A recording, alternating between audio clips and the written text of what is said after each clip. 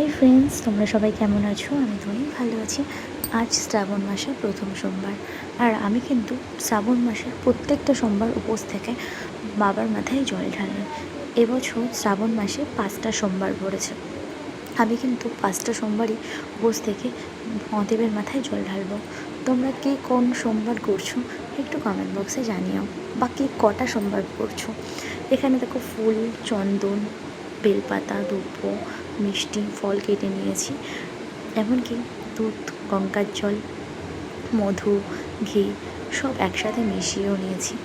এখন দেখো অসময় না শিউলি ফুল পাওয়া যাচ্ছে, তাই ভাবলাম মহাদেবের জন্য কিন্তু আনি। এখানে দেখো আমার মহাদেব মানে শিবলিঙ্গগুলো অনেকটা ছোট, তাই কিন্তু আমার মালাগুলো পুচকে পুচকে লেগেছে।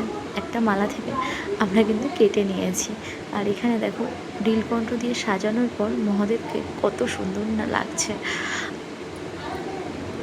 তোমরা কারা কারা এই শ্রাবণ মাসে তারকেশ্বর যাচ্ছ একটু কমেন্ট করে জানিও। এখানে দেখো আমি মহাদেবের সামনে এর মাঝখানে একটু আরতি করে নিলাম।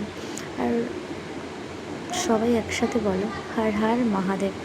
দেখবে মহাদেব সবার মনের ইচ্ছে পূরণ করবে। যদি আমার এই ছোট্ট ভিডিওটা তোমাদের ভালো লেগে থাকে, অবশ্যই তোমরা একটু কমেন্ট বক্সে জানিয়ে যেও সবাই হর হর মহাদেব। তো চলো, তোমাদের সাথে দেখা হবে নেক্সট ব্লগে। টাটা।